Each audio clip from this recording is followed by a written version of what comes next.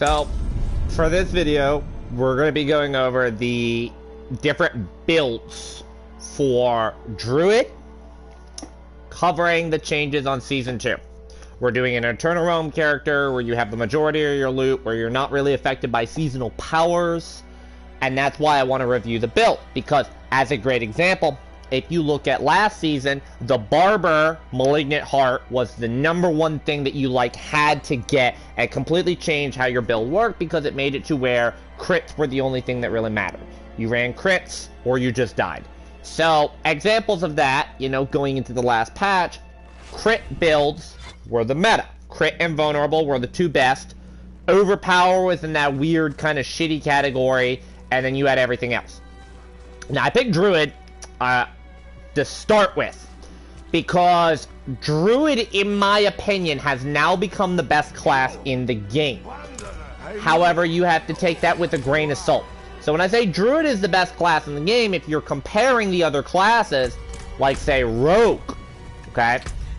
I'll go here just to show.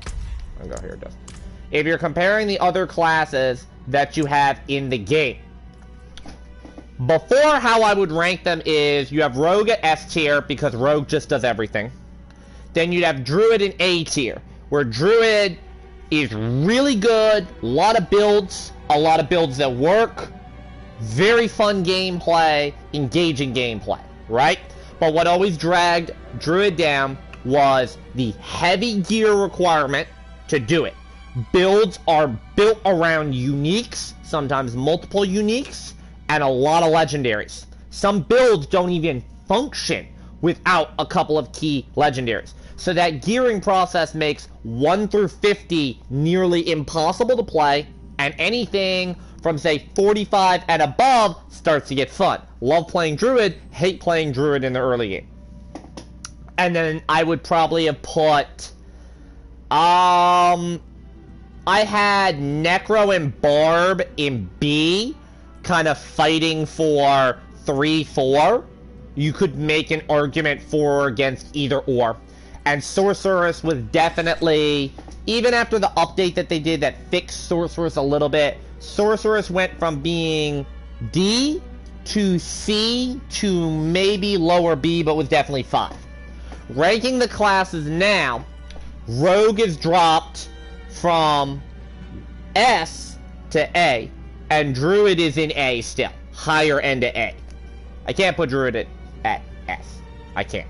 Because the early game is too much of a distraction. Because I've made a new Sorceress. I made a new Necro. I've made a new Druid. I've made a new Barbarian. I deleted the Barb. I deleted the Druid. The Sorceress I'm keeping. The Necro I'm not sure on. The Necro's up in the air. If I'm not happy with the Necro, I may try and go back one more time for either a Druid build, maybe to try and do Hunter Zenith. For Barb, I might try. I have a double swing build in mind for Barb, and then I have Rogue. I could maybe make a fucking Rogue. I don't want to do that. I'd be more inclined to go make another Ice Sorceress build, a Shatter Ice Sorceress instead of the Avalanche that I'm currently rocking. So, now if you ask me to rate, I've got Druid at 1, upper A, Rogue, lower A, Sorceress is now B, Barb is now lower B, and Necro's in C. I'll cover some of that in a minute. Let's go over, because there's a lot of builds that are possible for Druid. So when you cover Druid, you have Pure Werebear, you have Pure Werewolf, you have Storm, which has a couple of variations, but let's just call it Lightning or Storm, okay? You have Pure Earth, so Pure Storm, Pure Earth. Alright, those are your basic builds. You have the support build, which runs a lot of defensive skills. That's primarily just based around having 3 or 4 defensive skills. You have the companion build, where you're running at least 2 out of the 3 companions, if not all 3 companion builds, and it's throwing support in there. Then you get to the hybrid builds, because then you have Nature's Fury, where you're going back and forth between Storm and Earth. You have Bestial Rampage, which I sometimes call Hunter Zenith because of the ring for it, where you're going back and forth between Werewolf, Werebear, Werewolf, Werebear, and you're switching between the two. Then you have Earth Werebear, where all your Earth skills become Werebear. And then you have Storm Werewolf, where all of your Storm skills become Werewolf skills. Now, that's a lot to cover. Basics really haven't changed. All of the basic skills that you have as a Druid player are still in the relatively same position. There's a couple of exemptions, but you can run just about any basic skill and get value out of it in any build. If you can run either of these three if you're running Nature's Fury, where you're flip-flopping between the two. If you're running Pure Lightning, you can run Wind Shear, you can run Storm Strike.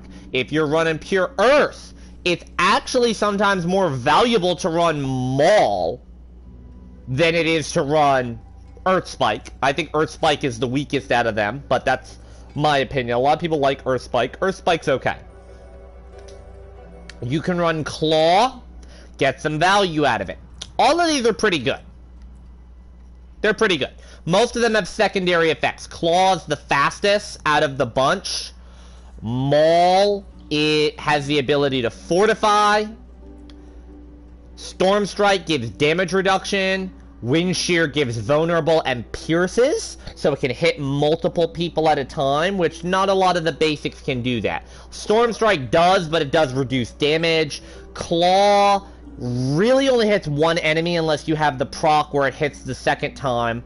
Werebear can hit multiples, but you gotta line them up right. Earth Spike can hit multiples if you run the legendary for it. So all of these are fairly good. Conversely, all of the defensive skills are still fairly good. Earth and Bulwark is pretty much just there as, you know, crowd control immunity, if you're not running the low health Bulwark build. Cyclone Armor is still pretty good because it gives you the non-physical damage reduction.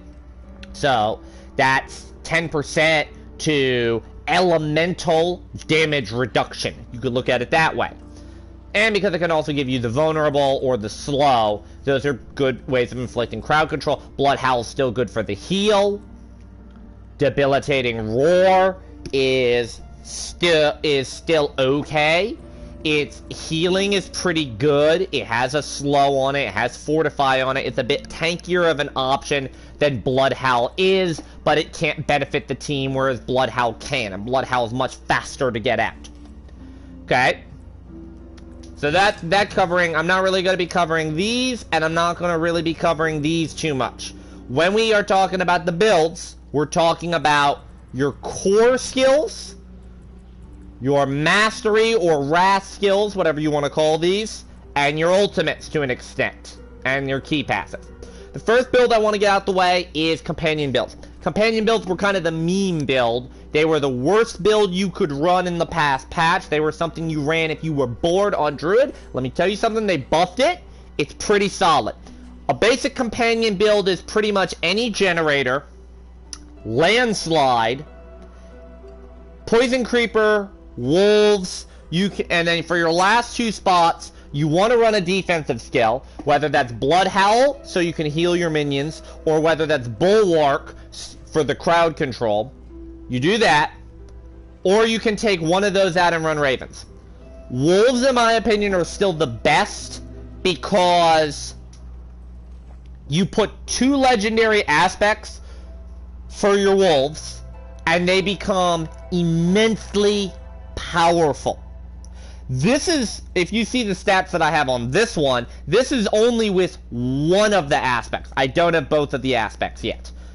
There's a good amount of depth to it. Poison Creeper needs a legendary aspect to be viable as well, because you need to have the one where Landslide goes in a circle around in order to really become viable. Poison Creeper is the high upside of the build.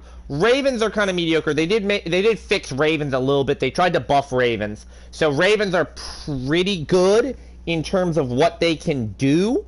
The problem is they still attack damage over time. They're much less sporadic in how they attack enemies. They have a better lucky hit chance because of that. I don't really like the Ravens as much. If I have to choose one, I'm going to choose Wolves, just because the Wolves tank damage for you better than Poison Creepers do. Poison Creepers aren't really there to tank. Companion build is not slouching. The buffs that they gave to Raven make it to where Raven can proc more things. They've inflicted better damage upon all of this. And because a companion build isn't as relying as crit and vulnerable, which are the two categories that got nerfed, I think companion build is still in good position. The strongest build is still going to be Tempest Roar, which is Storm Werewolf, where your Storm skills become Werewolf skills. So a build like this, you're running either Storm Strike, Claw, or Wind Shear. It doesn't matter which of these three you're running. You're running Lightning Storm or Tornado as your core skill. Either of these two. Pick a defensive, one or two defensives. You're running Hurricane as your Wrath, and then you're running Grizzly Rage with the Dire Wolf modifier. This build is great. This build is the absolute best thing. Yes, they nerfed crits, so crits are very hard to do. However, this is the thing for me. Why this build is to me very hard to do.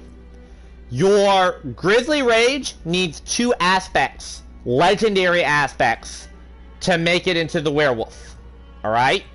You need another legendary aspect for Hurricane, where when Hurricane's active, all your shape-shifting skills get value. Okay? You need another legendary aspect for Tornado, if you choose to run Tornado, for the pull. You need two uniques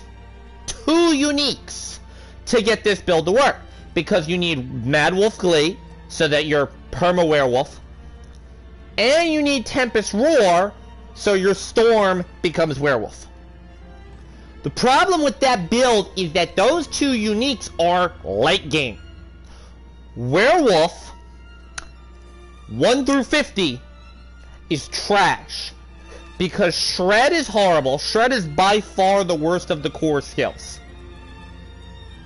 Rabies is by far the worst of the rat skills.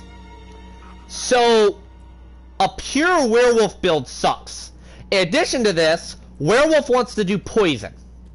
Poison builds and any DOT builds in this game got hammered in this patch because of how the damage stacking works and how the multiplicative damage works now. So because of this, all your damage builds go right out the window. All your DOT builds. I've tried, the Druid that I tried to make and deleted was pure werewolf, and I could not get them to 50. It was just too unfun, too difficult to play. I was actively banging my head against the controller, playing it. Werebear is still fantastic. Whether pure Werebear or Earth Werebear. See, Werewolf doesn't have that big, drastic drop-off where if you have Storm Werewolf, it's great. If you have not Storm Werewolf, it's terrible. Werebear's in a really good state. Nothing about it changed other than they buff, overpower, and fortify, which just made your build better.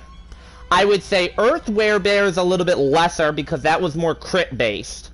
Crit and stun based. Whereas a pure Werebear rocks off of just, okay, I overpower anything I hit. The buff that they gave to Ursane Strength was an A+ buff to me, because now when you're healthy, you get the 25% increased damage, 25% increased overpower damage. And you need those bonuses. You need to be healthy in order to get the 12-second pulverize spam. So, good builds all around. I would say, and that's another knock too against Lupine Ferocity and Pure Werewolf. Pure Werewolf sucks because, and Lupine Ferocity as a whole sucks because they took the heal off of Lupine Ferocity now. I mean, it's not a major knock. It's not like, oh my god, that makes or breaks the build, but it's a nice added touch to have, and they kind of just said, no, fuck you. We're just gonna, pull that away. Here, get bonus damage against injured enemies that you're already gonna kill in another hit. Yay. But, what about Hunter Zenith? What about flip-flop between Werebear and Werewolf? If I'm ranking it strictly among the wares, so to speak, it's worse. It's Pure Werewolf is bad. Pure Werebear is the best. Storm Werewolf, I'm not even going to count because Storm Werewolf requires too much shit to get to be viable, and then once you have it, you just smite everything until the end game. You can, once you have your Tempest Roar setup going, and you have all of the pieces that you need, and all you're doing is looking for higher rolls on the same pieces, you can clear everything in the game at that point, but you're gonna be level 70, level 80, level 90, before you're getting that build to that point. So, it's a matter of if you're willing to persevere. Frankly, I'm not. Looking at something like Earth Werebear. Earth Werebear is in a similar state, but it doesn't have the high-end payoff. It doesn't have the requirement to get to 70, 80, 90 to be good. But because it doesn't have that high-end payoff, it's also, like, kind of not worth it. Pure Werebear is much easier to get into. It's just as effective. It just suffers a little less fortify, a little less overpower in favor of a little more crit and a little more stun. Do with that information what you will. Hunter Zenith, where you're shape-shifting back and forth, is kind of interesting. Because there's a couple of ways you can do it. You can commit hard into a flip-flop. Like, let's say you go Claw, you go Pulverize, you go Blood Howl, you go Trample, and then you can pick a random ultimate here, because you could do Grizzly Rage. You could go Lacerate. I would lean more to Lacerate than Grizzly Rage, because Grizzly Rage locks you out of your other shit. Or maybe you take an extra defensive skill. Or maybe you take, Rabies to go alongside it, because it's cooldown. It's okay. There's not really a lot of support that you have besides just generic shapeshifting. There's no real bonuses you get besides a Hunter Zenith. Like, Hunter Zenith is really the only thing that actively wants you to go back and forth between the two. It's fun. It's pretty combo-based, right? If you're looking for that combo-based style of gameplay, I think Barbarian is better at that. I don't think Druid works at that. Alright, what about Storm? So you have Storm and you have Earth. Earth has a significant nerf to it compared to before. Both Earth and Storm have significant nerfs. Storm has nerfs because they want Vulnerable, Crit, and Immobilize. And Crit and Vulnerable got nerfed. But, because you're still stacking those two damage brackets, they're still pretty good. When I do the Necromancer video, I'm going to explain something that I'm going to call the Bone Spear Theorem. And the Bone Spear Theorem is essentially, even though they nerfed Crit and they nerfed Vulnerable, builds that use both Crit and Vulnerable are significantly stronger than other builds that didn't use both, because even though they both got nerfed, you still have access to both. Earth suffers because Earth needs crits. Earth needs crits and stuns, and crits got nerfed. There's only so much bonus damage you can pull out of stuns and stun-adjacent gear. So the main problem that you have with Earth builds are supposed to be slower, they crit, and when they crit, they hit hard. But they nerfed how crit damage stacking applies. This hurts more than you know, So this isn't nerfing, say, crit. As in like, oh, you crit less often. You crit the same amount you crit before. This isn't changing crits in that, okay, so you're doing less damage when you crit. Yes, you're doing less damage when you crit, but you're not doing less damage on a base crit. Base crits are the same. So how did they nerf it? They nerfed how bonus damage stacks. Meaning, if I have 100% bonus damage on crit, it's not 150% crit damage. It's only 100% crit damage. Let's break it down a way that's easier to understand. Let's say I do 1,000 damage in a single hit. I swing. I can't swing in this area, I don't care. I swing. I do 1,000 damage. On a normal crit, I get 50% bonus damage. So I go from 1,000 to 1,500 on a single swing. I swing. I do 1,500. Okay? Let's say I have a bonus of 100% crit damage. Before the patch, this means I would do 150% crit damage.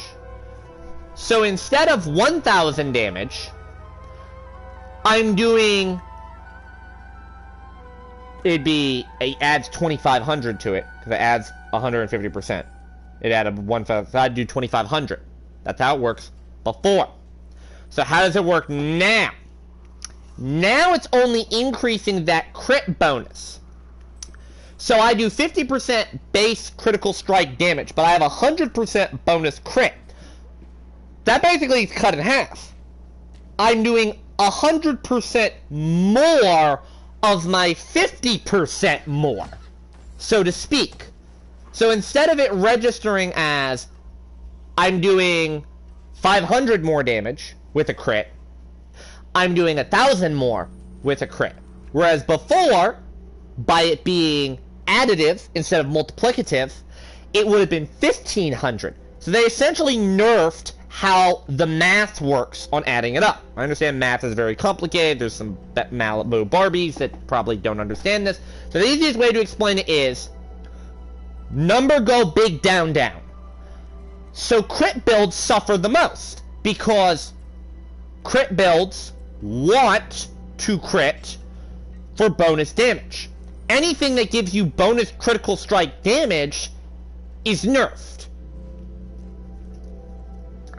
Where storm builds use both crits and vulnerable to their advantage, even though vulnerable got the same nerf treatment, additive versus multiplicative debate, because they get access to both the crit pool and the vulnerable pool, storm is still better. Now the hybrid flip-flop build is still pretty good. It's okay. Especially because they gave Nature's Fury a nice buff. They made it to where casting an Earth or a Storm, the skill that gets cast for free, counts as both of these. Great, fine, wonderful.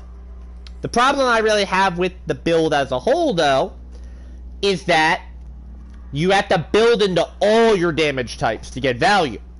So you have to build into... You have to build, where is it? You have to build into slow, stun, immobilize, knockback, vulnerable, crit, and overpower. That is 7 damage buckets that you have to build into to get value. At the end of the day, I think the biggest issue I have with Druid so far is this.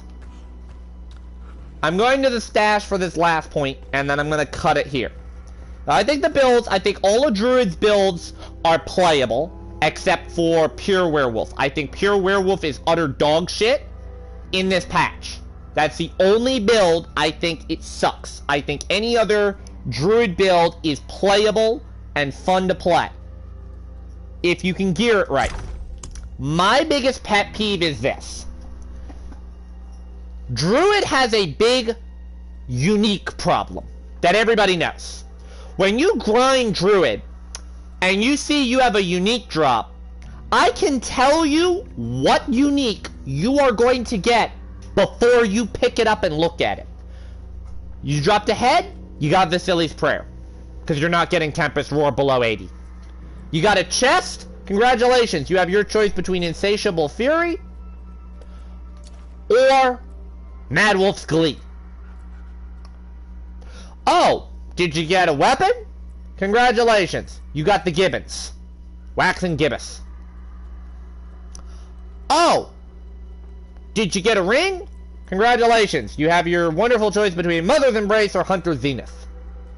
No unique gloves. No unique pants. No unique amulet. No unique rings besides these two. No unique boots. All of the Druid-specific uniques that are supposed to be game-changing builds either drop in World Tier 4 and in the shitty fucking high-end grinding loot. Because I know people that are level 100 Eternal Realms that have been farming Ubers. I know somebody that got a Grandfather, a Shaco, and an Endarios. They still don't have Tempest Roar. They have 3 Uber uniques, no Tempest Roar. And they just deleted their Druid. Because they've been at 100 since launch, basically. They don't have a Tempest yet. They still don't have a Tempest Roar. It's easier than ever to farm it, and they're not getting it. And the problem with it is, you know when a unique drops on Druid, it's either going to be Vasili's Prayer, which is mediocre at best, bad at worst. Mad Wolf's Glee, which you need for one build, but is missing its other unique counterpart. Insatiable Fury, which you need for one particular build, and it's only going to work in that one build. Waxing Gibbous, which is terrible, because if you want to run a two-hander on Druid, any Druid build wants a two-hander. Maybe a companion build wants a one-hander, because you need the aspects. You might need the aspect space, okay? Maybe you do that.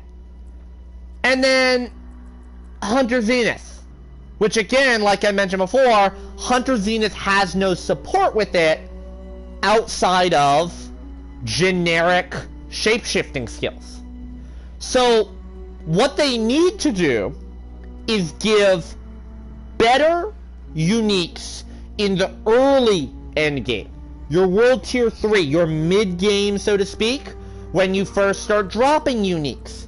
Because you don't know how debilitating it is to sit here, go into my unique inventory, go into my unique stash tab, and go, oh, I see.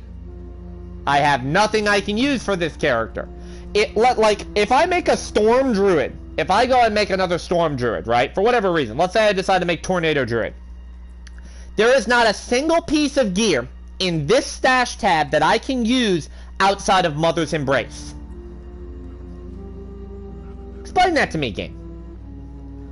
The gearing cost on Druid is the major barrier to entry for a lot of builds, which is what keeps Druid from being S tier. However, I definitely think